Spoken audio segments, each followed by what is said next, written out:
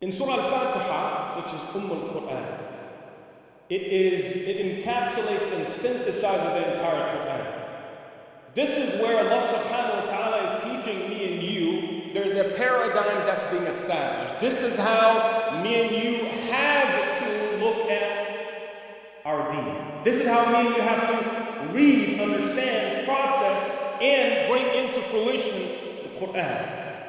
So one of the most interesting things in the Quran in Surah Al-Fatiha is that when you're having this khitab and this conversation with Allah subhanahu wa ta'ala, Alhamdulillah Rabbil Alameen Ar-Rahman Ar-Rahim Malik Yawmiddin, and then when you start asking Allah subhanahu wa ta'ala, you say, Iyaka a'bud aw na'bud, Iyaka na'bud. In the very beginning we say, only you we worship. We worship. Only you we seek your assistance. If Abdullah or Amr or someone was to purposely change from this plural of na'bud, and they were to say singular, they were to say a'bud, is their salah accepted? Their salah is not accepted. It's void. And this is repeated at least 17 times. If I'm fulfilling my fard salah, my obligation, at least 17 times we're reminding ourselves, Allah is establishing this within the Muslims, that you have to look at the Ummah of Muhammad as a plural. You have a responsibility to the Ummah. And this is what differentiates the Muslim, that right now, by the virtue of me and you being Muslim, what connects us? It's our Iman. If you are sitting here only thinking about yourself, there's a deficiency in your thought. By default, me and you do not have the luxury to think about ourselves only.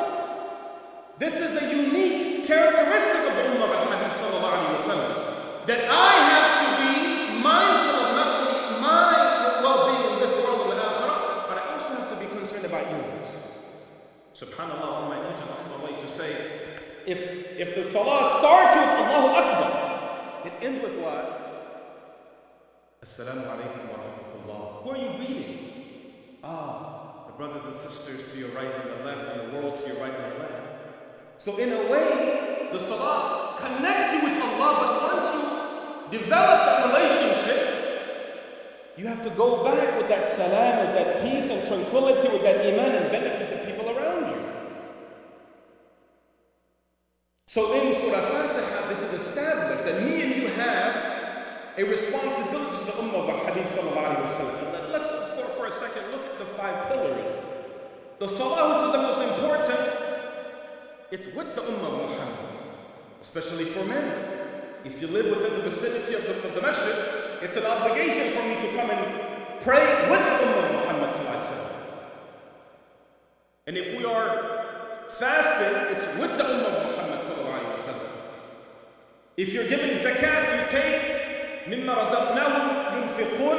You take what Allah has given you, you spend from what Allah has given you, and you reinvest it where? In the Ummah of Muhammad sallallahu. You have to reinvest it in the Ummah of Muhammad. And when you do Hajj, it's also with the Ummah of Muhammad sallallahu alaihi wasallam. So the main point is that we have an obligation to the Ummah, to the well-being of the Ummah, to the security of the Ummah, to the growth of the Ummah, and specifically to the young children and young folks of our community, the future of our Ummah. May Allah enable us. Ameen Rabbil Alameen. Then you move forward, and Allah subhanahu wa ta'ala says, you've asked Ihdina as-Sirat al-Mustaqim. What is the reply? Alif Lam Mim Dhalika al-Kitab la rayba fihi hudan lil-muttaqin alladhina yu'minuna bil-ghayb. Alhamdulillah, we believe in the ghayb. We believe in the unseen. Yuqimuna as-salah. They establish the prayer. Not yusalluna as-salah, yuqimun. Right? It's not just they pray, no, they establish. And salah is part of who you are. May Allah make us amongst them. Ameen. And then, so if the first pillar is belief in Allah and the unseen, the second one is salah, which is the pinnacle of all ibadah and worship. It's your relationship, direct connection with Allah subhanahu wa ta'ala. And the third is social responsibility. You have a social responsibility. And then you fast forward throughout the Quran, Allah subhanahu wa ta'ala says what? كُنْتُمْ خَيْرَ أُمَّةٍ أُخْرِجَتْ لِلنَّاسِ. Here, the obligation is broadened even more. That me and you have a responsibility to the whole of mankind. That we have to be moderate Muslims, human beings who are moderate. The very way we live our life should be attractive to others. That's what has been said. And كنتم خير أمة أخرجت للناس تأمرون بالمعروف وتنهون عن المنكر. This doesn't only mean if you see a brother who's praying wrong, you remind him with beautiful words how to pray properly. Alhamdulillah, that's good. Because remember, it's linnas, the whole of humanity. For sisters, this doesn't only mean if a sister is not wearing hijab, we become judgmental and say something to her. We should encourage one another to fulfill the commands of Allah subhanahu wa ta'ala with hikmah and wisdom and beauty. But at the same time, we shouldn't limit the understanding of this verse that it's only within the Muslim community. It's for the whole of humanity. Again, we have a social responsibility. So I'll give you a few examples of what this means. Right now, within the state of Florida, for example, critical race theory is being banned day by day. Critical race theory. Now, I'm not advocating from here that I agree with everything about critical race theory. It has significant elements of secularism, so I'm not saying I agree with it. But my point is this: nevertheless, it is an academic theory that is utilized to understand what minorities, and more specifically the black community, has gone through.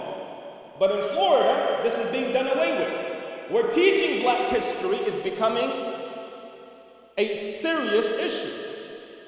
As a result of this, the autobiography of Malcolm X, Malik Shabbat rahimahullah, is banned in Florida. The book by Ibtihad Muhammad, the Olympic fencer, is banned in Florida. Now, on this premise, what else can be banned in the years ahead? Could the Quran be banned as well? Whose responsibility is this? If today in Bay County, if there is the school board passes something that is so Islamophobic, whose responsibility? It denigrates Rasulullah. It denigrates the deen. Whose responsibility is it? See, the problem is we wait for it to happen. We wait for it to happen. When it happens, then we're concerned. But do we not have a choice right now to engage, to fulfill, first and foremost, the initial obligation? Your concern for the greater ummah. Your concern to protect the deen of the community. Then broaden it, that we should be involved in everything that benefits humanity. We should be concerned about the fact that homelessness is growing in Bay County. We should be concerned about the fact that transportation is an issue in Bay County. Because Allah subhanahu wa ta'ala is the whole of humanity. That's the Muslim. Now I'm going to say a few words and a few things that may hurt you in some way, and I ask you to, first and foremost, before you judge, give it a thought. If me and you agree on what I have shared so far, that we have a social responsibility, not only for the Muslim, but for greater community. For greater community. If you look at the very first revelations in Mecca, before the obligation of salah, before the obligation of zakat and sawm and hajj, what were the common commandments that were enjoined upon the Muslims? Do you not encourage one another to feed the poor, the hungry? Do you not look after the widow? The common universal values or universal commands were obligated. It was to stand with the bottom of society. That's what Muslims are. With my salah, it starts with Allahu Akbar, but it takes me back to humanity.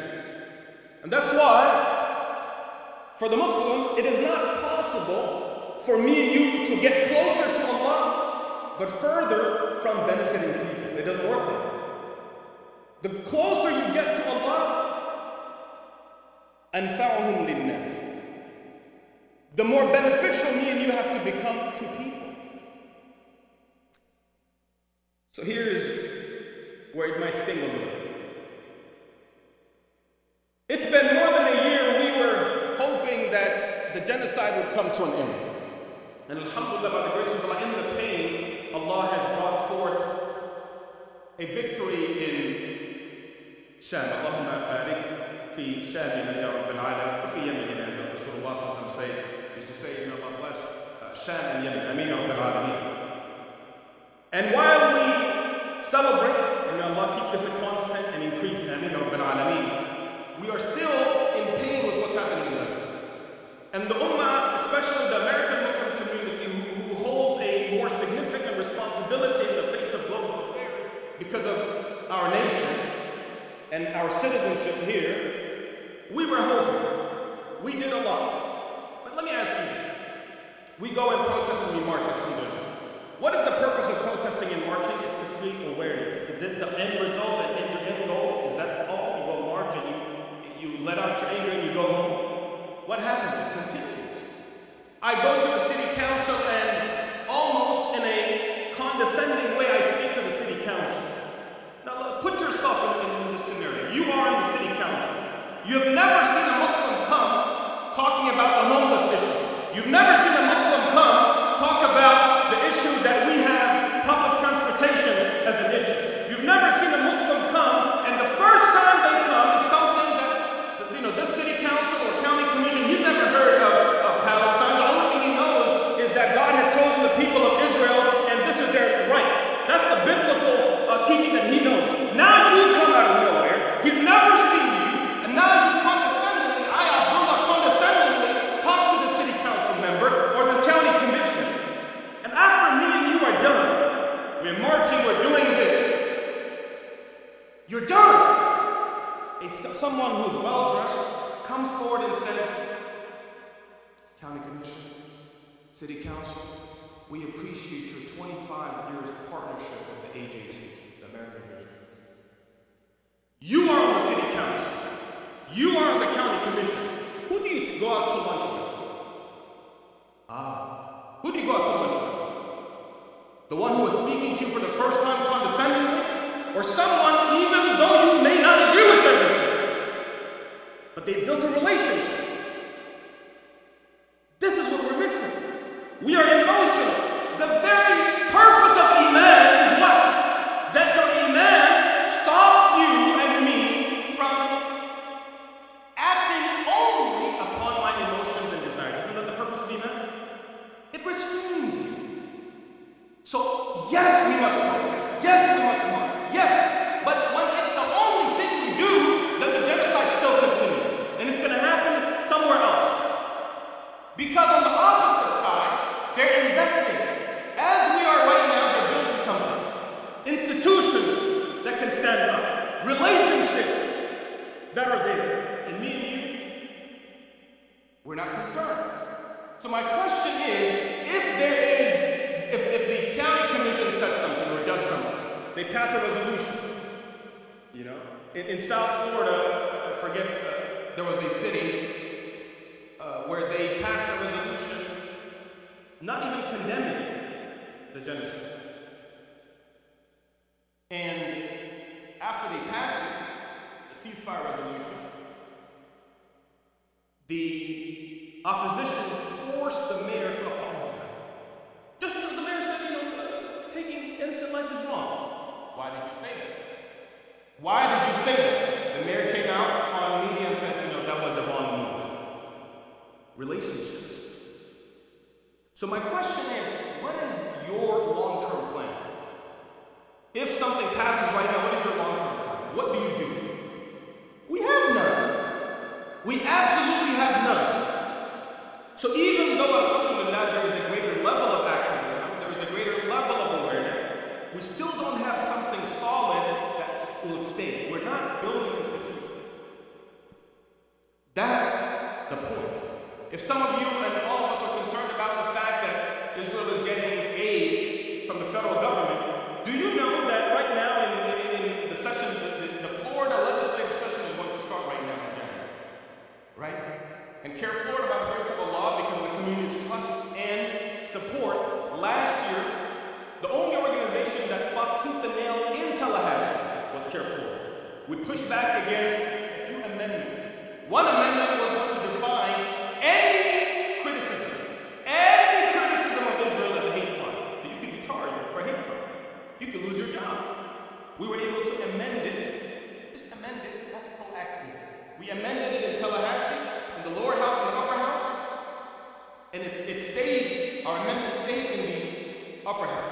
Senate, in the Florida Senate. And because of that, by the grace of Allah, that legislation allows for legitimate criticism of Israel. And you're not talking about hate crime. That's being proactive. But right now, if you're concerned about the fact that Israel's getting funded, do you know that there are counties and even cities that have business acceleration agreements with Israel? What does a city have to do with a business acceleration with a foreign nation? That's your county. Again, my question is, what is your responsibility? You think the federal government is giving them aid, your city is giving them aid, because you don't have relationships. Me and you have become emotional. That's our focus. We don't, if somebody says, Abdullah, what's the plan tomorrow? I just trust in Allah subhanahu wa ta'ala. Is that what the deen teaches us? Is that what the izzah and the honor is for the Muslim? That is not the way for us.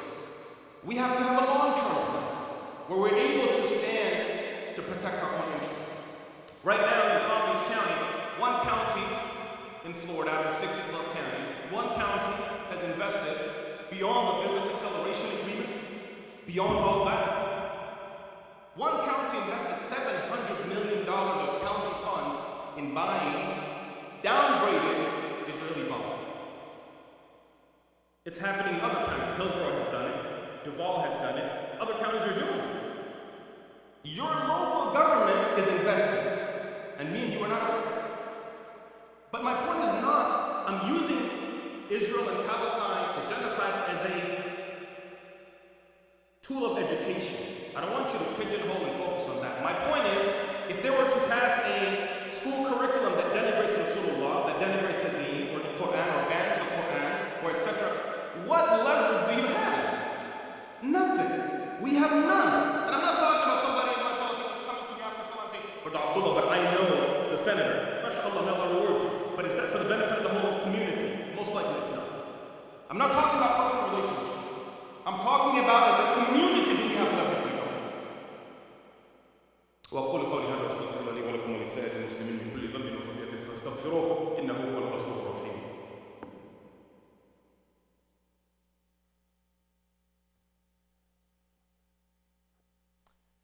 بسم الله والحمد لله والصلاة والسلام على رسول الله وعلى آله وصحبه ومن.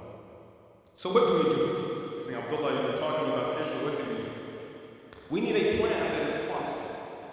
So last year we launched something. Here Florida launched something. We said we need a way where the Muslim community does not have to conform. We're not talking about conformity. We're talking about a unified front. That's different.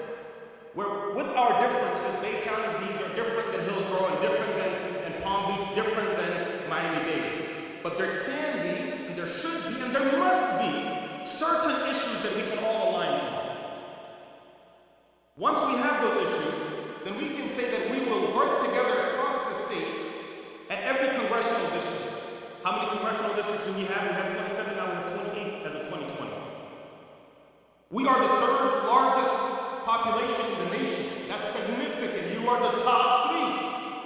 And whether you like it or not, for the next 4 years, maybe I'm joking about it, but there is an element of truth to it. For the next 4 years, the country is going to be run from Florida. Right? The new administration, mashallah, we're lucky. President Trump is from Florida, and half his administration so far is from Florida. So we are going to be under the scope.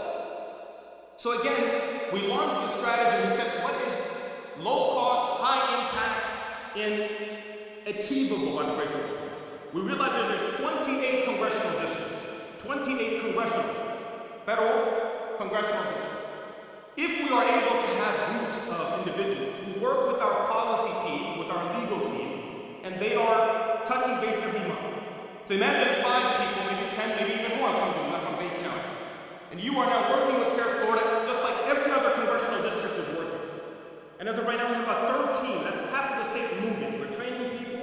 So you know what the major issues are. What does the end result look like? When we go to Tallahassee and we're pushing for something, right now we're pushing for a Islamophobia resolution. We're pushing for another resolution that recognizes the contribution of Florida Muslims historically and present day. This is how you move the envelope forward. But for us to do that successfully, they cannot hear it for the first time when Abdullah goes, when Mary goes, when Wilfredo goes to Tallahassee for the first time. They have to hear it from you here. So that when we come, oh, we heard it. My constituents were talking about it.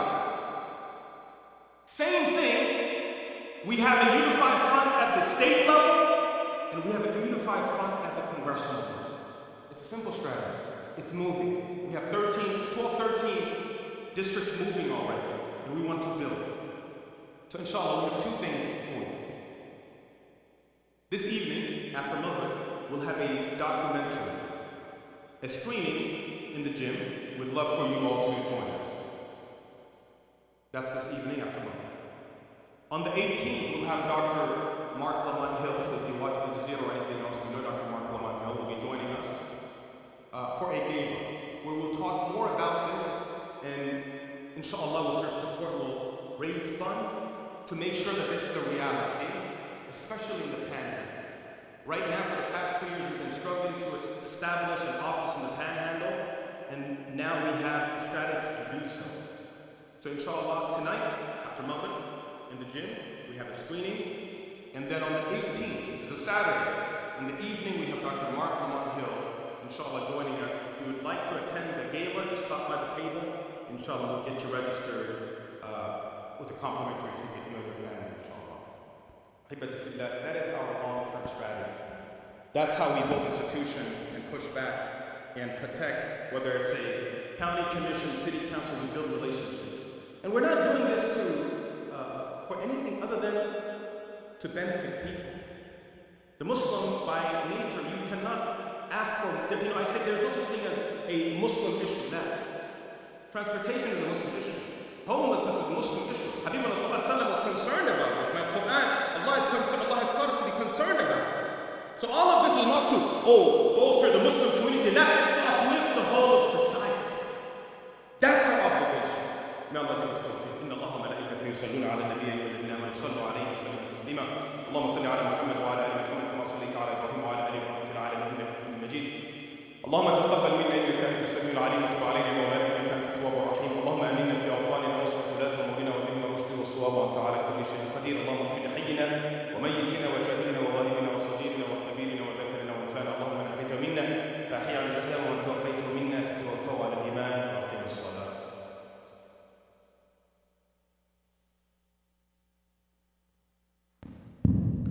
الله اكبر الله اكبر اشهد ان لا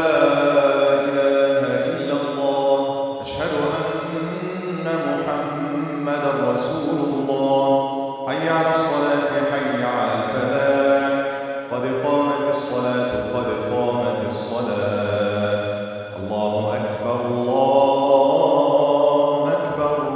لا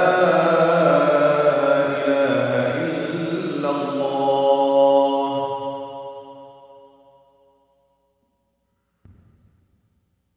استووا واستقيموا. الله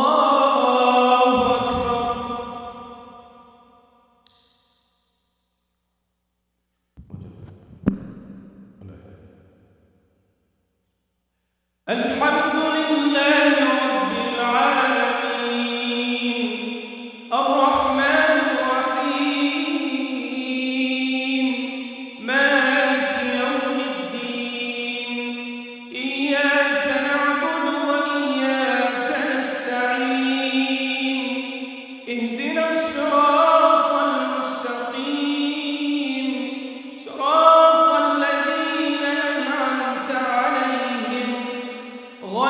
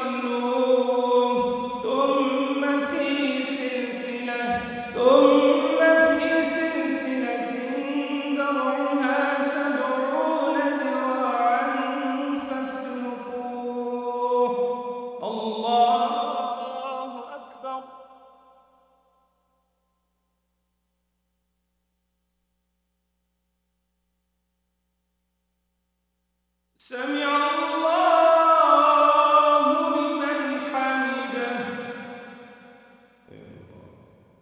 الله أكبر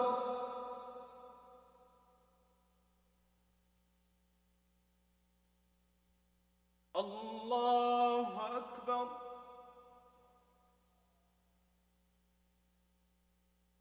الله أكبر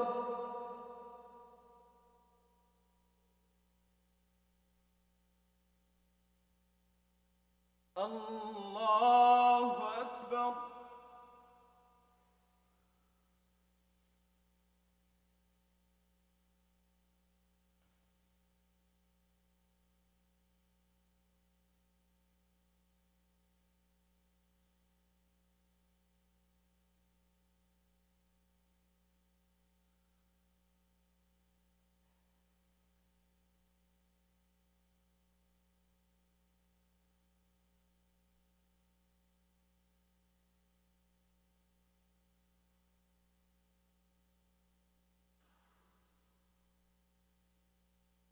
السلام عليكم ورحمة الله السلام عليكم ورحمة الله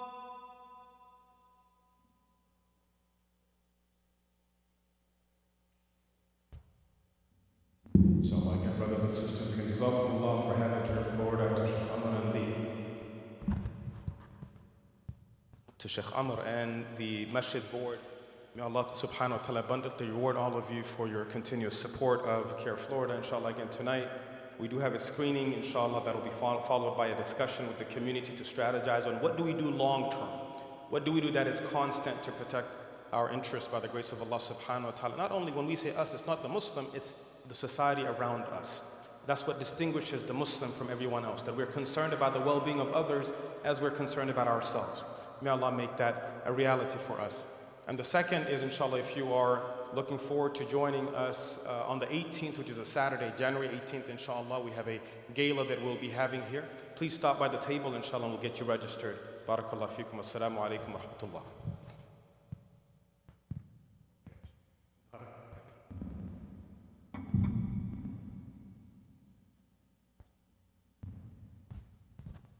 Assalamu alaikum. We do thank Sheikh Imam Abdullah Jabir from CARE Florida. He's the president. Barakallahu feek. May Allah bless you. Such a beautiful khutbah, and may Allah accept all your actions, inshallah. Ameen. And we appreciate CARE and everything that they have to offer, being taking care of the political side that we Muslims are a little bit falling short. So Jazakallahu khairan, barakallahu feek, Sheikh Abdullah and the whole team, inshallah.